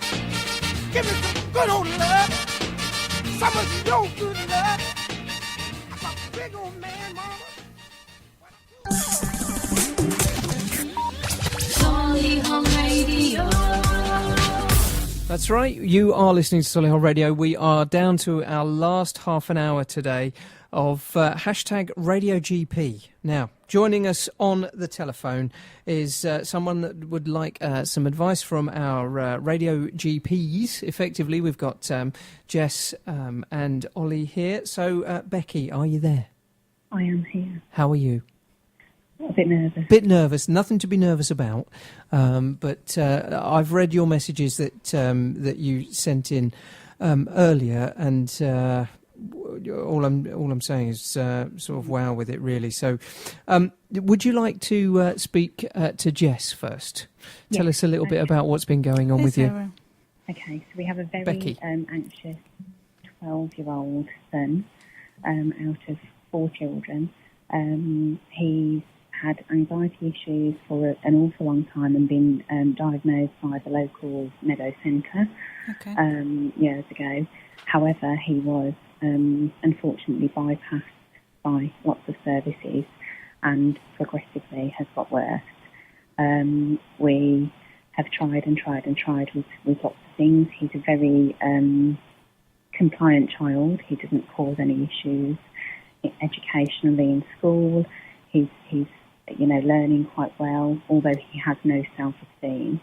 And we are finding that his emotional state is very upsetting for him and obviously for us at times. And for the last probably 5 or 6 weeks, we've spent a huge amount of time crying over the fact that he believed that he had cancer on Christmas Day, and it progressed into some very serious thoughts that he was going to die.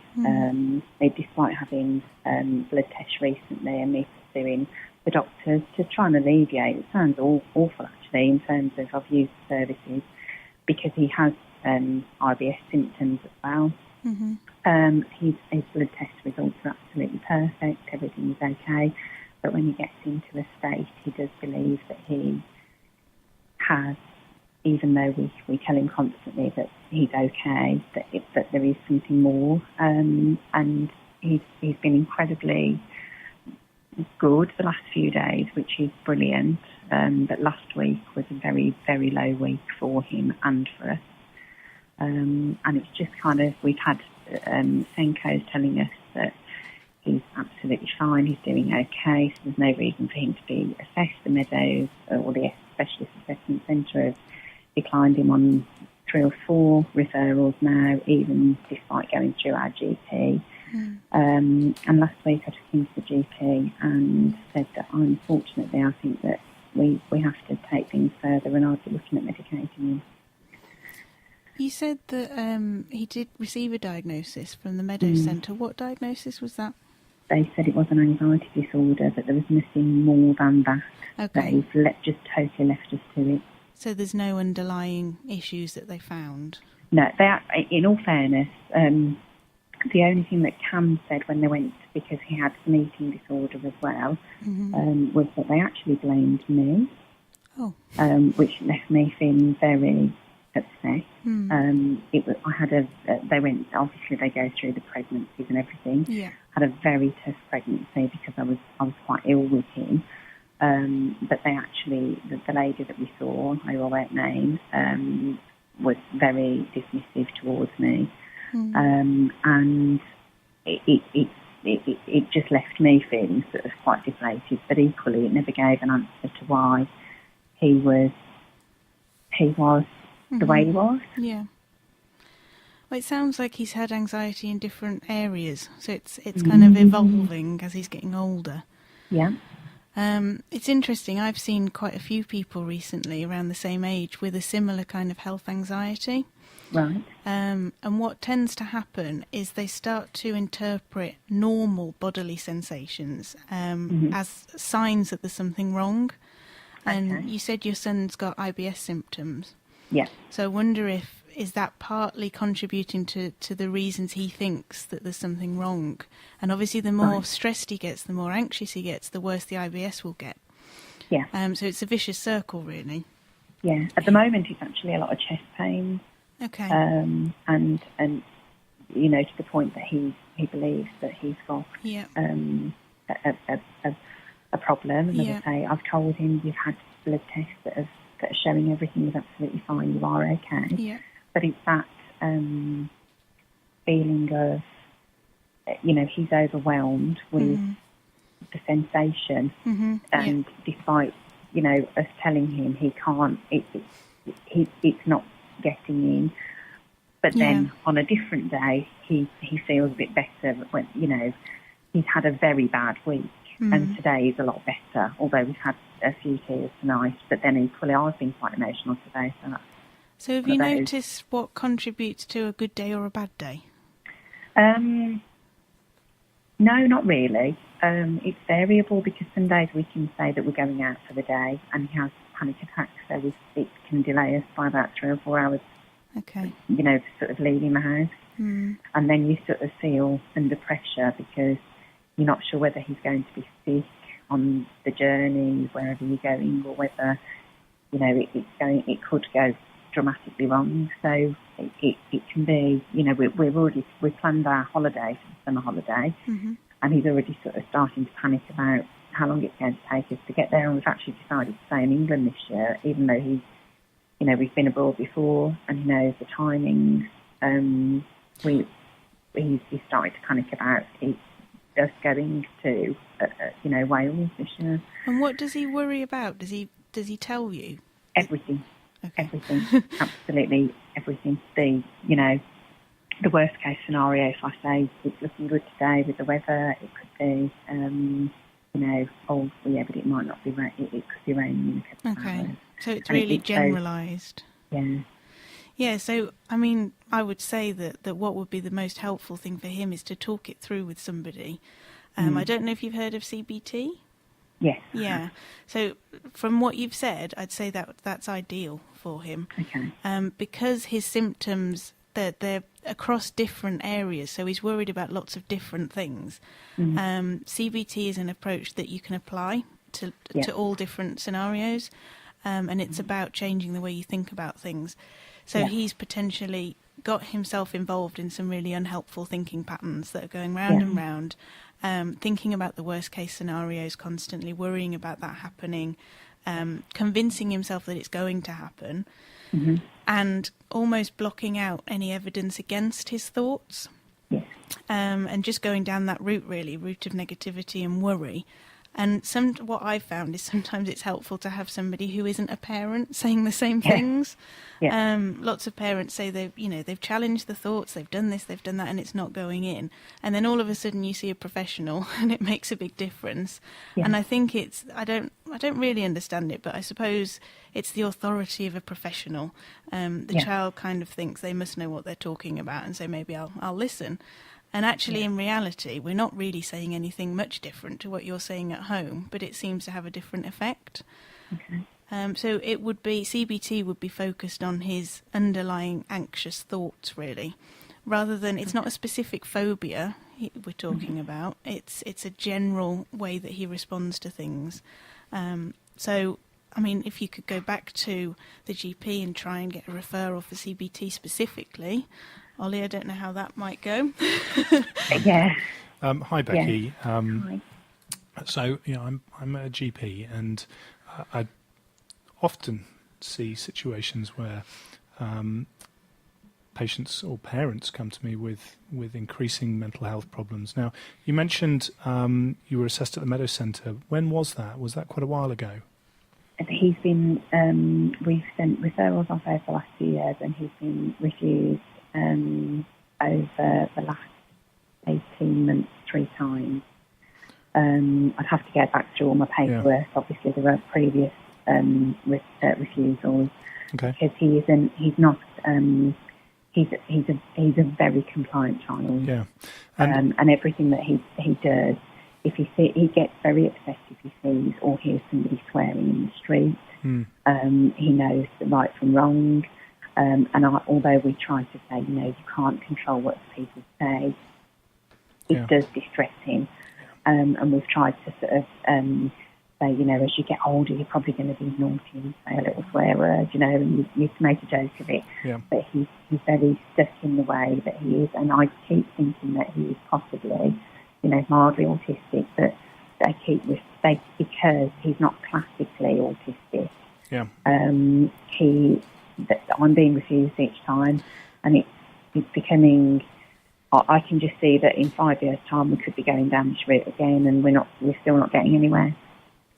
Yeah, I mean, the things I've as you were talking to Jess, I was sort of jotting things down, and the things that stood out for me, which you've just reiterated, are his compliance, and the fact that he's learning well. Yeah. Now, as any teacher will know, when you've got someone that's compliant and learning well, they don't hit any thresholds, regardless of whether they've got a learning disability or any other problem. As long as they're hitting that threshold, you're not going to get any extra intervention. And it's really hard then as a parent to fight for your child, saying, no, I know there's a problem, they're just not hitting your threshold. So definitely there's a threshold problem here. Now, the fact that you've had multiple attempts at trying to get into Solar or CAMS via the Meadow Centre is always disheartening to hear. And part of it is that you're just not hitting that threshold, because that they're seeing lots of children, some with really quite profound mental health. Yeah. And if someone comes in like you've been, where actually they sit down, they're calm, they're quiet, they can speak intelligently, then there aren't any red flags, there aren't any warning signs. And so all of a sudden, everyone's guard is down, and you just go, fine, we've not got an issue here. One thing I would suggest you look at, as a doctor, we try and follow national guidance as much as we can, and your GP will be doing that.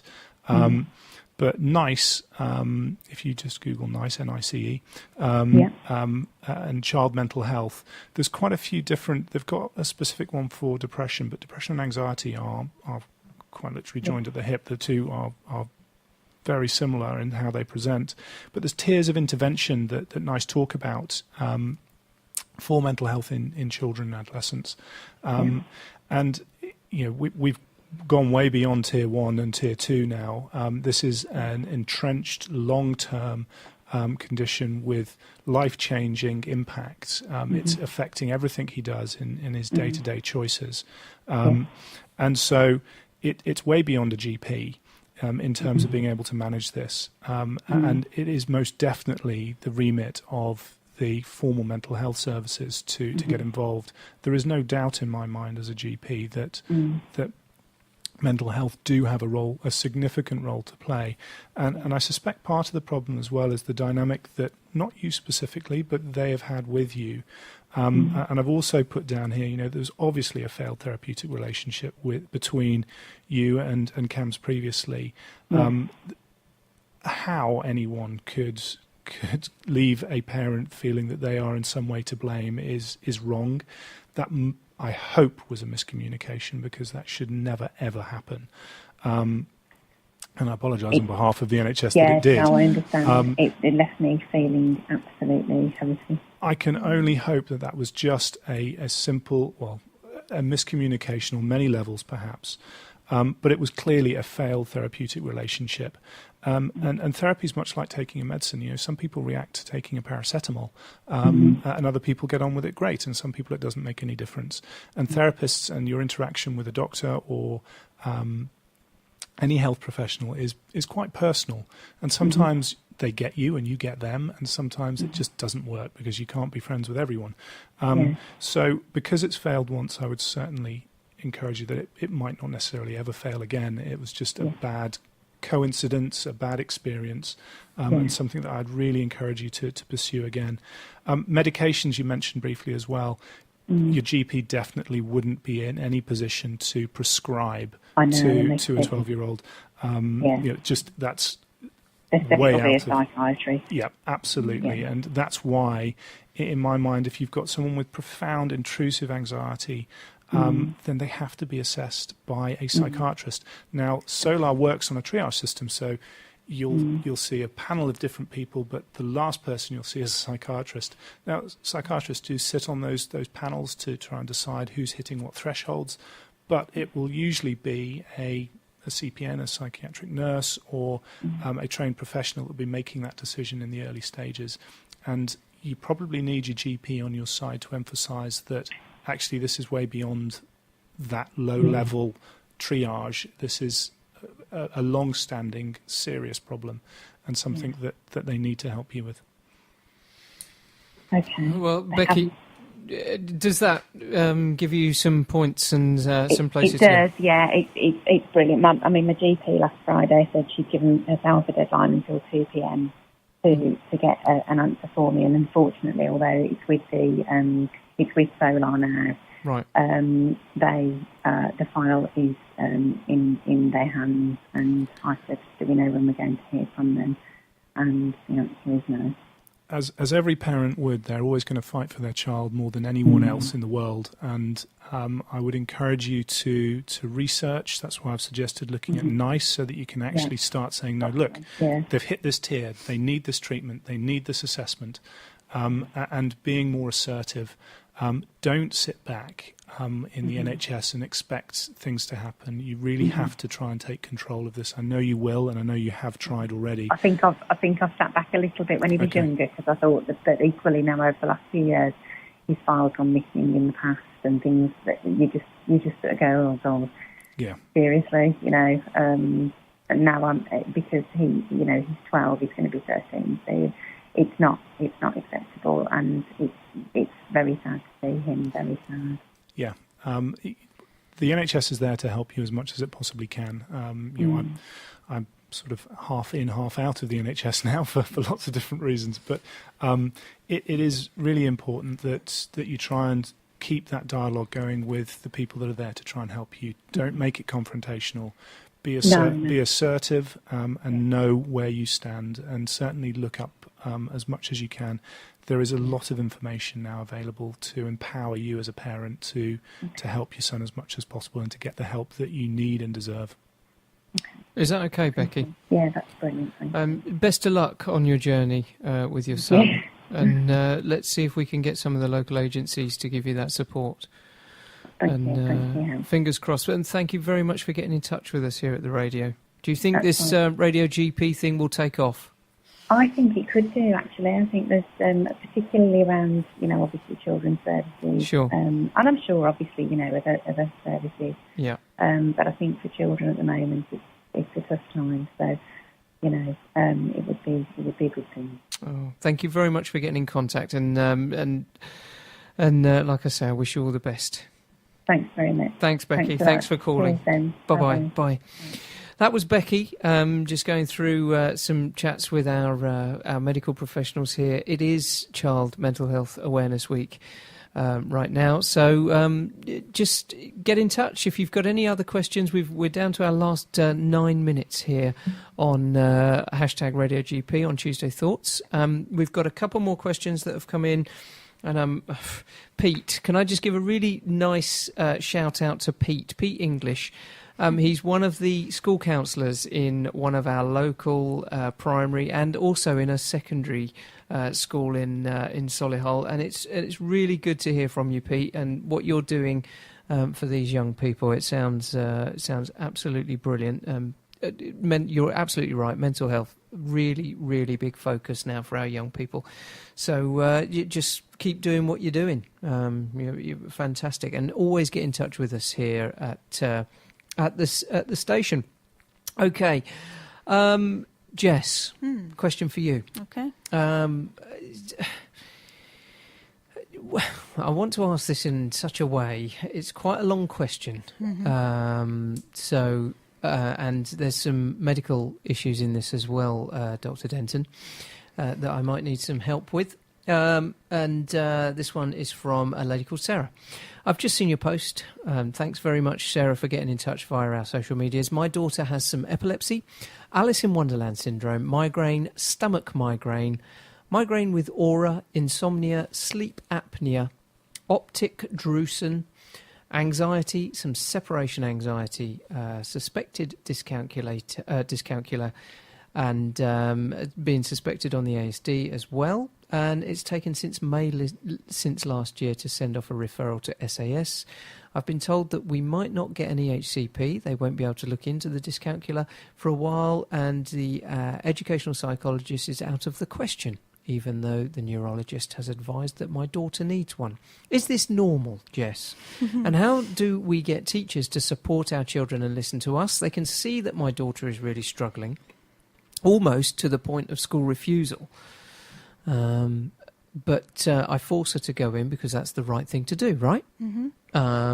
She masks a lot. There still isn't enough help for her there. Emotional support isn't there either. She's told almost daily that crying isn't going to get your work done.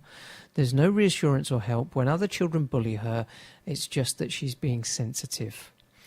That when she is late, either because of anxiety or she's had some seizures during the night, she is told that she is missing important work, or when she goes in, she basically is wasting the teacher's time because she has to then explain the work again.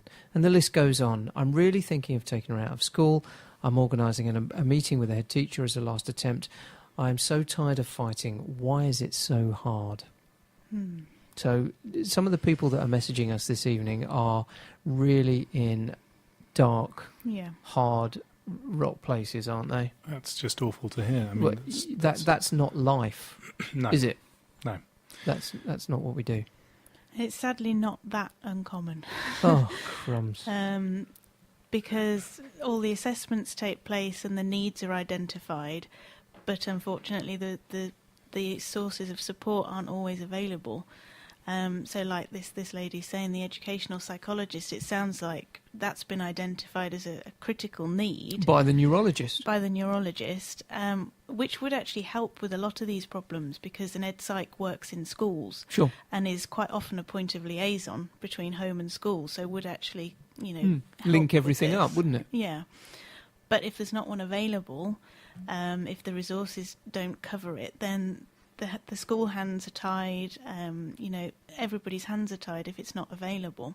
And this is where parents then get very frustrated, because they can see what's needed, but it can't be offered. And so where do you turn? What else do you do?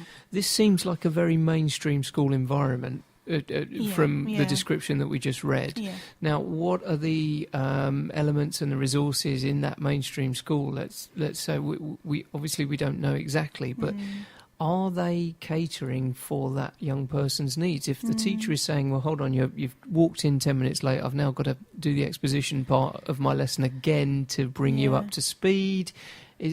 But this young lady might have had a seizure in the night, and seizures, Ollie, knock it out of you, doesn't they? They absolutely do. I mean, this is way more complicated than just the neurologist. This is way more complicated than just a mainstream school. It sounds very much like this child is at serious risk of what's called a neurodevelopmental disorder. The epilepsy certainly will be interacting with the development of her young brain. It's certainly going to interact with her mental health, her personality. It is a really complicated interaction between hard neurology and hard psychiatry. And in adults, we have neuropsychiatrists that try and deal with either brain injuries and the consequence that has on mental health, or complex epilepsy and the interactions that has, or other brain disorders that result in a psychiatric condition. But in young children, we know that the impact of epilepsy can have huge effects on your education, your IQ, your ability to process information. And so it is really, really, really complicated. And I don't think certainly as a local GP, that there are any child-specific neuropsychiatrists that would be able to unpick the complexity of this. And so perhaps part of it is fear of, well, which educational psychologist would we get to deal with this complexity? And perhaps it's just bowled everyone over as to how to deal with that. Given the collection of diagnoses and the resulting fact that she's still mainstream school and she's still actually doing pretty well, there must be a really high intelligence level there. Absolutely. To be able to deal resilience. with all of this. Yeah. Oh, without a doubt. Yeah. And so the slow attrition to that over time is going to cause lots of problems. And it's, again, another one of those really important things to feel that the health professionals around you are there to support and encourage. And that involves education. So I don't think it's necessarily the last-ditched attempt speaking to the headmaster. In my mind, that would have been the first thing that I'd have been doing, is knocking on the headmaster's door and going, right, you just don't get how complicated this is. No. And no one in the local vicinity does. We need a lot of support. We don't understand it. The local specialists don't understand it because it's so complex. The last thing we need is discouragement. We need absolute encouragement at every single level, from understanding the basic principles of that she might not be able to do something because she's had seizures overnight and she's completely knocked out. Yeah. That post-ictal state following an epileptic seizure can last hours, days sometimes. Yeah. And that can be really confusing. Straight to sleep after a seizure, isn't it? Yeah. Absolutely. And just to recoup. Absolutely. Or it can be more complicated. There could be petit mal seizures. There could be other forms of complex epileptic activity that's occurring during the day where she still looks like she's functioning. Absences. Anything could be interfering with that. And I'm sure the neurologists will be onto that. But, yeah, really complicated. What I feel so sorry, just as we come up to the end now, we've run out of time for any more questions. And thank you very much for getting in touch. This is a monthly phone-in, so you can definitely get in touch with us. And another text has come in. Christ. Sorry, we're inundated with messages this evening. What I feel sorry about is Sarah's state of mind about the whole process. Yeah. She is at the end of her fighting tether of trying to get the support for daughter. And actually, it sounds like the most important thing is getting the understanding from school. So not necessarily doing anything different, but just understanding why she might be late or why she behaves in a particular way, and showing that, I suppose, willingness to understand. It sounds like that's what she's coming up against, that's making her feel so at her wit's end. So she's having to fight with school, she's having to fight with services, and maybe she feels like nobody's on her side. Unfortunately, we've run over ever so slightly. We are a minute over our show, but thank you. The last message, the last couple of texts that are just coming in, and I must say this because this is a lovely way to end it.